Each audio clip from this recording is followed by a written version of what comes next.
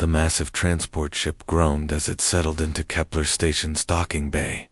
Steam hissed from cooling engines, while dozens of alien passengers began filing out through the airlock. Most were tall, impressive creatures with gleaming scales, or powerful builds that commanded immediate attention from station security. Dr. Kim stepped off the ship quietly, almost invisible among the crowd. He was exactly what everyone expected from a human, ordinary in every possible way. His dark hair was neatly combed, but unremarkable. His clothes were clean but worn. Even his medical bag looked like it had seen better days, held together with careful repairs, rather than replaced with something newer. The young man moved with slow, careful steps that suggested someone who preferred to avoid drawing attention. His shoulders were slightly hunched, giving him the appearance of someone who spent too much time reading books rather than building muscle. When other passengers pushed past him, he simply stepped aside with a polite nod. The Vrek security checkpoint loomed ahead like a metal mountain. These creatures were the stuff of nightmares for most species. 3 meters tall, with 4 powerful arms and eyes that could track multiple targets simultaneously. Their skin looked like living armor, and their voices could shake walls when they chose to raise them to the Vrek's guards. The steady stream of aliens represented potential threats to be evaluated. The Zephyrian diplomat, with his ceremonial weapons. The Korvac trader, whose species was known for smuggling. The Thraxian engineer, whose people had once rebelled against Vrek's rule. Each required careful examination and consideration. Then came the human. Officer Vrek barely glanced up from his scanning device. Humans were becoming more common on the station lately, part of some cultural exchange program that the higher-ups had approved. They were harmless enough. No natural weapons, no enhanced strength, no impressive technology. Just soft creatures who seemed grateful for any attention the superior races gave them. Purpose of visit, Vrek rumbled, his translator converting the words into something the human could understand. Kim approached the massive desk with careful steps, keeping his head slightly lowered in what appeared to be nervous respect. His voice was soft when he spoke, barely loud enough to be heard over the station's background noise. Medical research, sir. I'm hoping to study comparative biology among the station's diverse population. He offered his credentials with both hands and a small bow that suggested he understood his place in the galactic hierarchy. The Vrek's officer's multiple eyes swept over the documents with practiced efficiency. Everything appeared to be in order. Standard research permit, medical credentials from some human institution that Vrek had never heard of, and a request for basic laboratory space in the station's medical wing. The kind of paperwork that crossed his desk dozens of times every day. Duration of stay, Vrek asked, though he was already reaching for his approval stamp. 6 months, possibly longer if my research proves fruitful, Kim replied. I understand that's subject to review and good behavior, of course. Vrek almost smiled at that. Good behavior from a human was hardly a concern. They were among the most compliant species he'd ever encountered, always eager to please, and terrified of causing offense. This one seemed particularly harmless, probably spent his whole life in libraries and laboratories. The stamp came down with a solid thunk, marking Kim's papers as approved. Medical wing, level 7. Report to Dr. Vex for assignment of laboratory space. Next. Kim gathered his papers with grateful thanks and shuffled away from the checkpoint, already forgotten as the next alien approached with more impressive credentials and potentially dangerous intentions. What Officer Vrek didn't realize was that, in the 30 seconds it took to process those papers, Kim's supposedly nervous glances had accomplished several things. He had counted the exact number of guards at each position and noted their shift rotation schedule, which was helpfully carved into the checkpoint wall in Vrek's script. His medical training let him identify the breathing patterns and stress indicators that revealed which guards were alert and which were bored. More importantly, his engineer father had taught him to see structural weaknesses, and Kim had already identified 3 critical vulnerabilities in the docking bay's design. the support beam that carried too much weight, the atmospheric control panel that was positioned just slightly too close to the public walkway, the emergency power coupling that would be completely exposed if someone knew exactly where to look. Kim walked slowly toward the medical wing, maintaining his appearance as a harmless researcher, while his mind catalogued every detail of the station's layout. Other aliens barely noticed him as he passed, just another soft human trying not to get in anyone's way. The Vrex had built their empire on the simple principle that superior firepower and obvious strength were the only things that mattered in the galaxy. They had crushed 47 different worlds by being bigger, stronger, and more ruthless than their enemies. They had never encountered a species that understood the true power of being completely underestimated. They had never faced an enemy who looked like a victim until the moment they struck, and they had certainly never dealt with humans who had learned that the most dangerous weapon in the universe was the one nobody saw coming. Kim reached the medical wing and pressed the call button for Dr. Vex's office, his expression showing nothing but humble eagerness to begin his research. Dr. Kim's new laboratory was everything he had hoped for, and nothing like what it appeared to be. The room was barely large enough for two people to work comfortably, with outdated equipment that other researchers had discarded years ago. The walls were thin enough that he could hear conversations from the medical offices next door. Most scientists would have complained about such poor conditions. Kim found it perfect. The location gave him access to the main medical wing, where Vrex military personnel came for regular health checkups. The thin walls let him overhear sensitive conversations that weren't meant for alien ears, and the outdated equipment made him appear to be exactly what everyone expected, a second-rate human. Researcher grateful for whatever scraps the superior races through his way. Within days of setting up his small workspace, Kim had established a routine that made him nearly invisible. He arrived early each morning, worked quietly on what appeared to be basic biological research, and never refused when someone asked for help with minor medical problems. His patients quickly learned that the soft-spoken human doctor never asked uncomfortable questions and never seemed to judge anyone for their problems. Commander Vex became a regular visitor during the second week. The massive Vrex warrior had developed a persistent cough that the main medical staff couldn't seem to cure.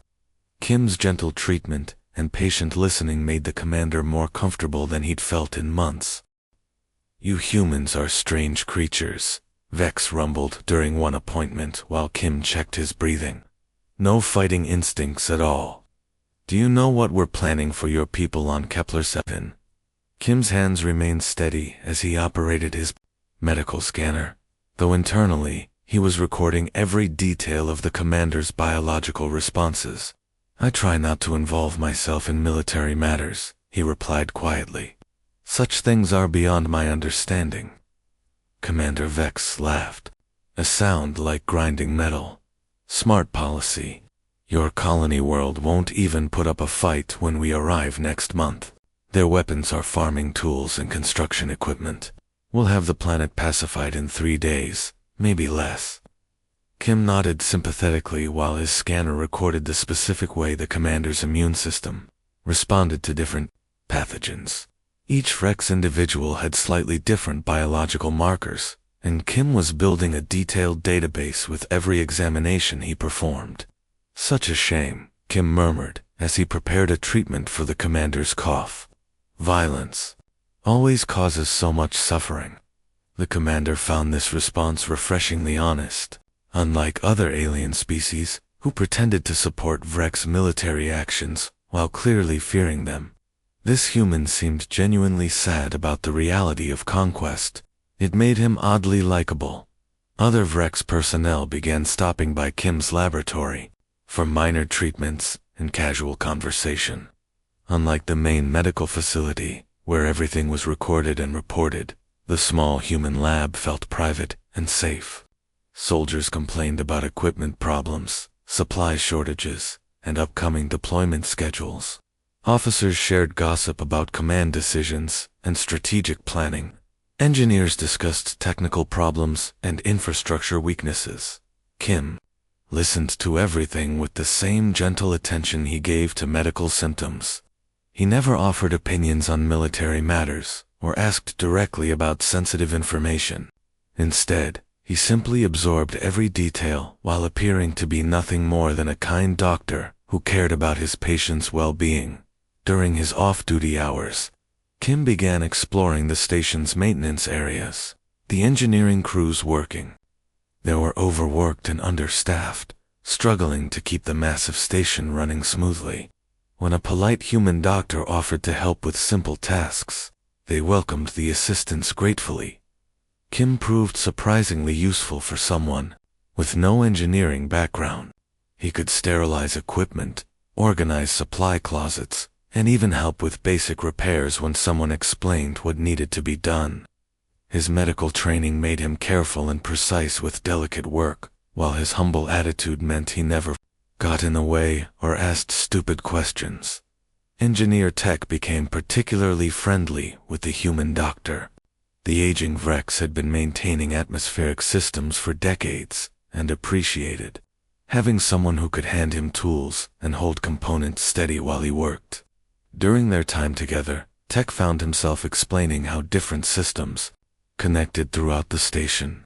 This atmospheric processor feeds the entire command level, Tech explained one evening, while Kim helped him replace worn components. If something went wrong here, every officer above level 15 would have trouble breathing within minutes. Kim nodded with interest, while carefully noting which control panels regulated airflow to the most critical areas. Fascinating how everything connects together, he observed. It must take great skill to keep such a complex system running. Tech appreciated the compliment. Most people took life support systems for granted until something went wrong. Having someone show genuine interest in his work was refreshing.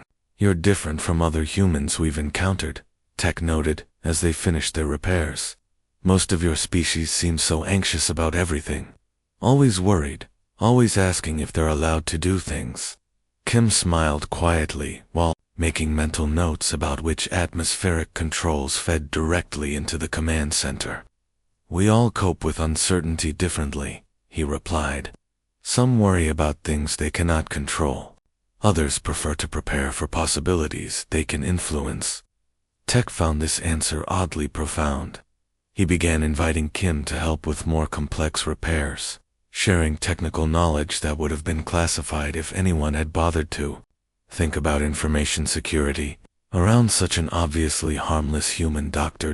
Kim continued building his understanding of both Vrex biology and station infrastructure, all while maintaining his appearance as nothing more than a gentle healer who was grateful for any kindness shown to him.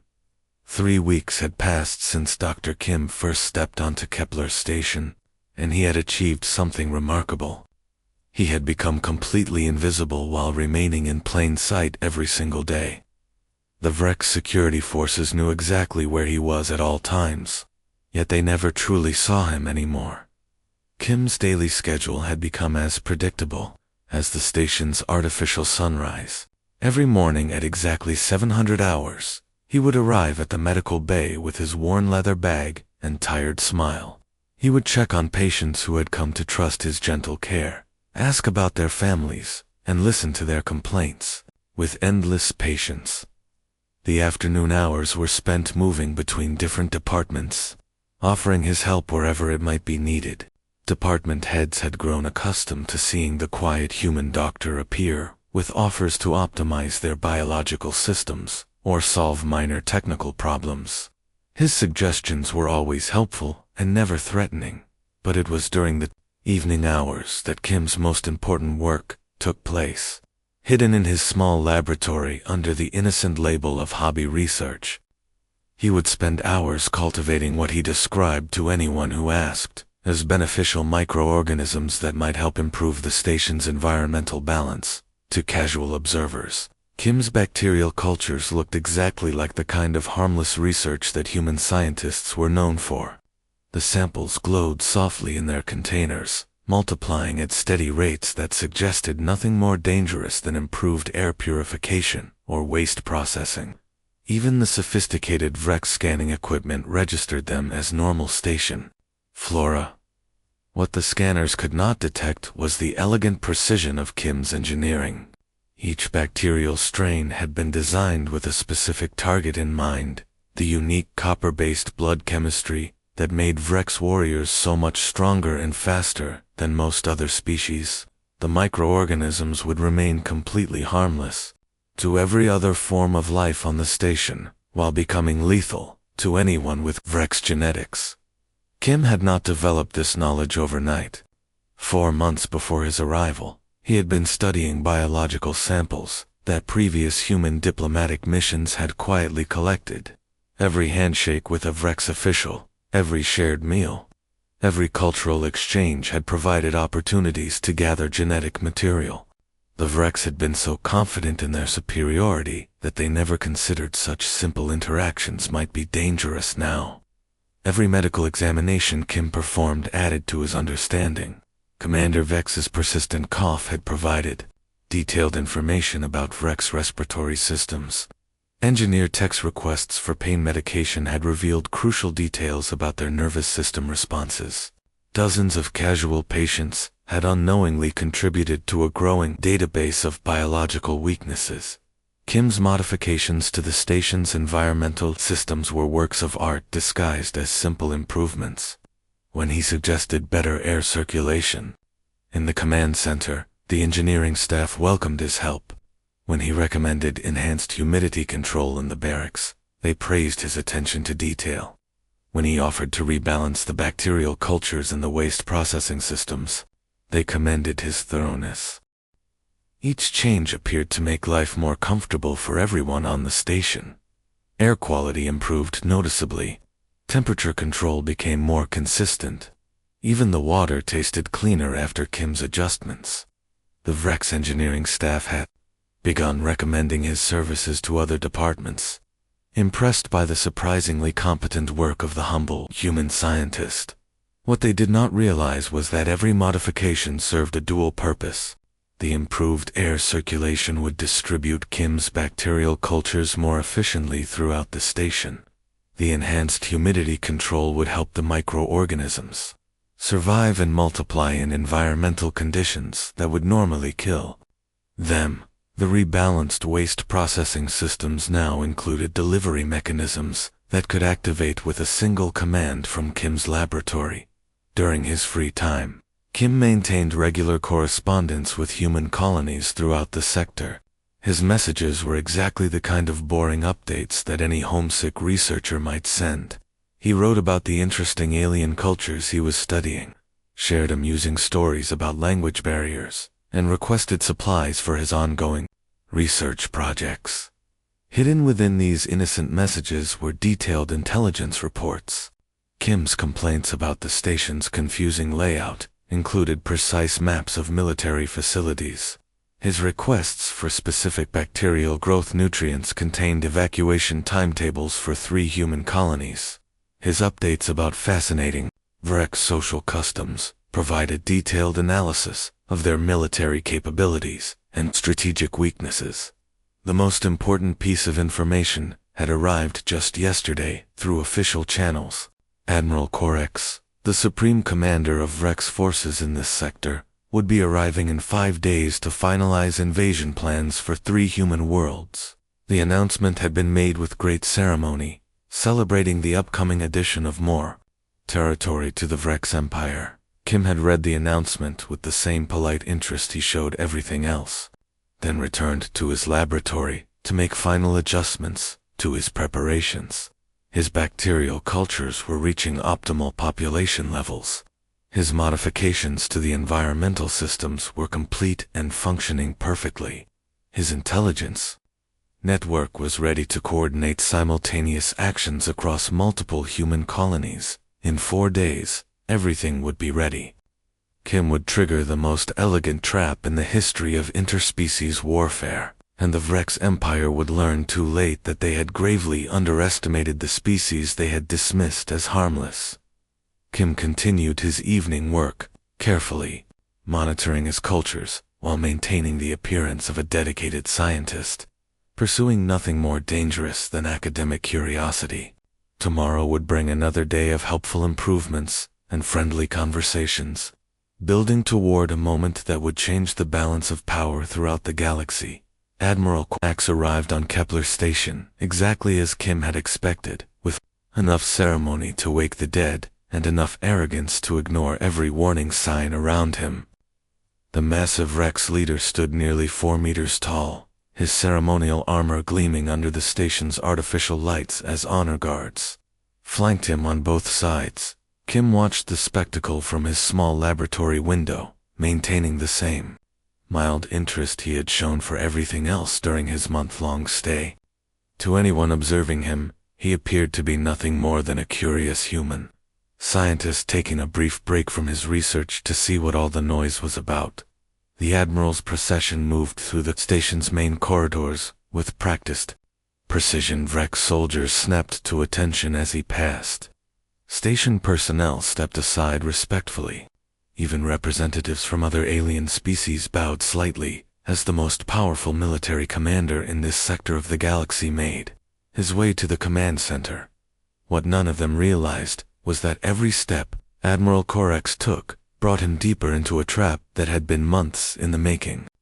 The improved air circulation systems that Kim had installed were already distributing microscopic particles throughout the areas where the Admiral's entourage would spend their time. The enhanced humidity controls were creating perfect conditions for biological agents to remain active and potent. Kim returned to his work, carefully monitoring the bacterial cultures that had been his evening hobby for weeks. To any casual observer, he appeared to be conducting routine maintenance on harmless microorganisms.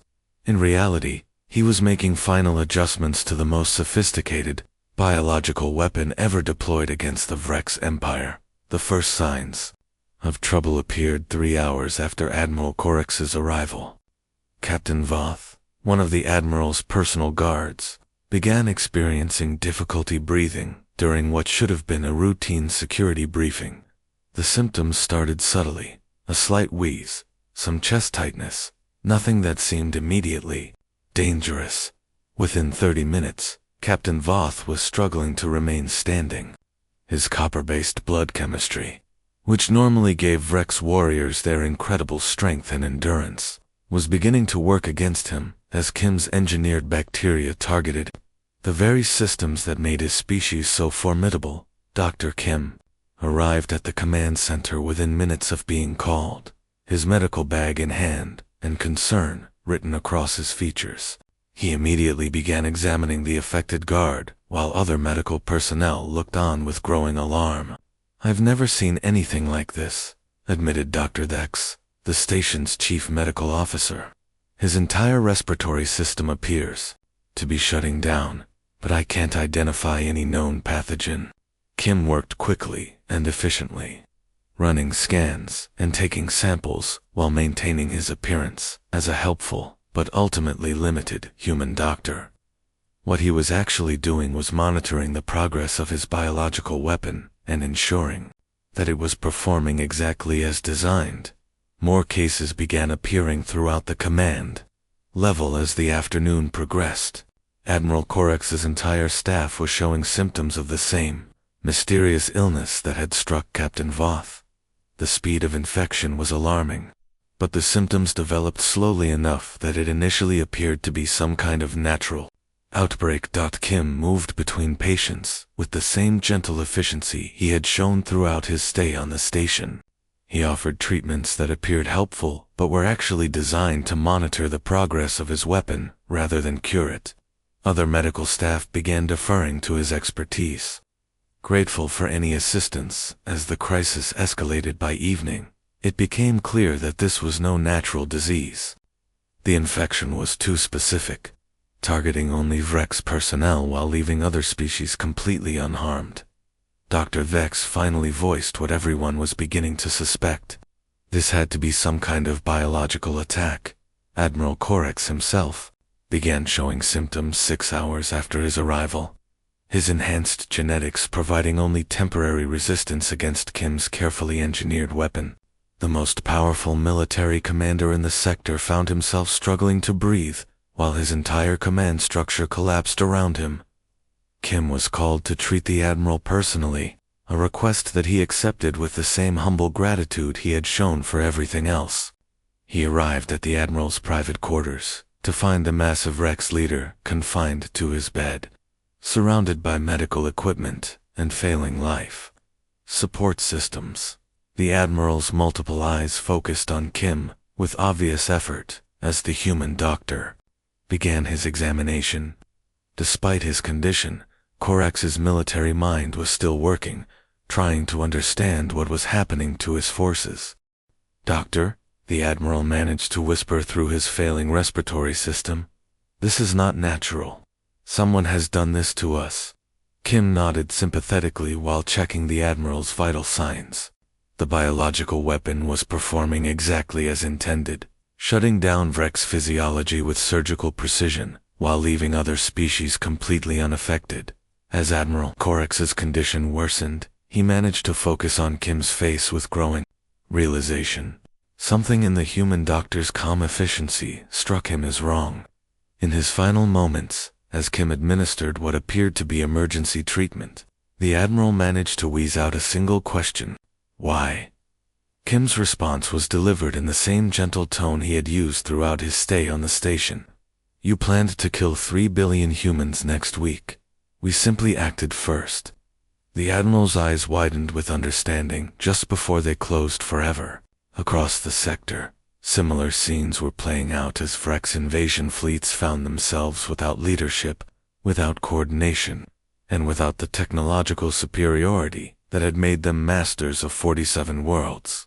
The emergency broadcasts began at exactly 1400 hours, crackling across subspace communication networks with reports that would change the balance of power throughout the galaxy.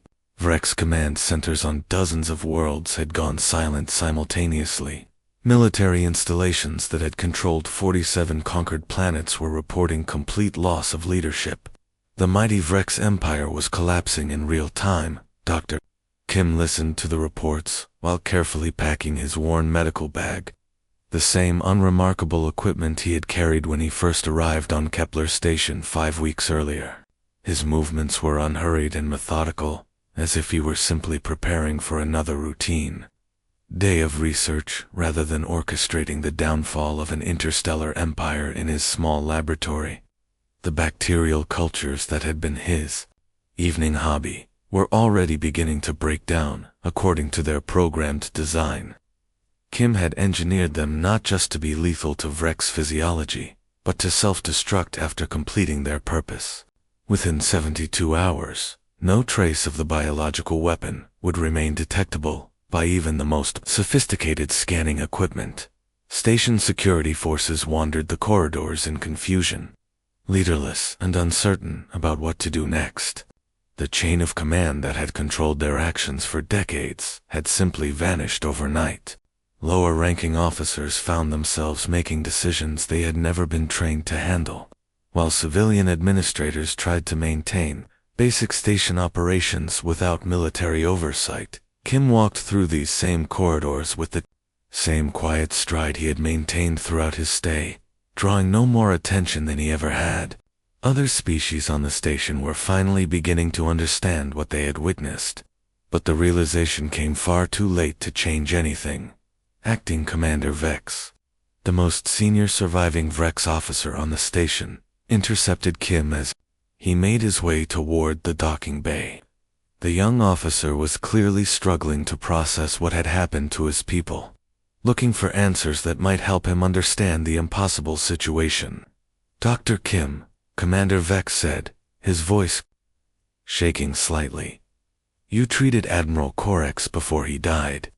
Did he say anything that might help us understand what happened?" Kim paused and turned to face the commander with the same patient expression he had shown throughout his residency. He asked why. Kim replied simply, "I told him the truth." The commander stared at the human doctor with growing comprehension. "You did this. Somehow, you caused all of this." Kim nodded calmly. The human colonies you planned to invade have been evacuated for weeks, he explained in his characteristically gentle voice. Our freighter ships passed through your space disguised as research vessels, medical transports, and cultural exchange programs. You never thought to count how many humans were leaving compared to how many were arriving. Commander Vex's expression shifted from confusion to horror as the implications became clear. How many of you were there? How many human agents have been working in our territory? Enough, Kim answered. We placed people wherever we needed them. Medical researchers, cultural observers, trade representatives, maintenance workers. Your security forces processed hundreds of humans over the past year, never suspecting that some of us were here for reasons other than peaceful cooperation. The commander's hands moved instinctively toward his weapons, but Kim made no threatening gestures. The quiet human doctor simply stood there with his medical bag, appearing as harmless as he had on the day he arrived. Your people are gone, the commander whispered. All of them. Every command center, every military installation. How could you coordinate something like this across so many worlds? Kim's expression remained patient and understanding. We learned from watching you, he explained. The Vrex Empire conquered 47 worlds by being organized, efficient, and ruthless. We simply applied those same principles in ways you never expected. As Kim continued toward the docking bay, he passed groups of alien civilians who were finally grasping the magnitude of what they had witnessed. The species that had seemed so weak and helpless had systematically dismantled the most powerful military force in their sector of the galaxy, and they had done it without firing a single shot or deploying a single warship. Kim's transport was already waiting at the docking bay, its engines warming for departure. As he approached the airlock, he activated his personal communication device and connected to the station's main broadcast system. His message would be transmitted simultaneously to every world within 50 light-years of Kepler Station. To all who received this message, Kim began, his voice carrying the same calm tone he had used throughout his stay.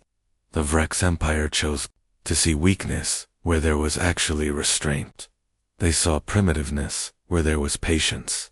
They made plans to commit genocide against 3 billion human beings, believing we lacked the strength to stop them.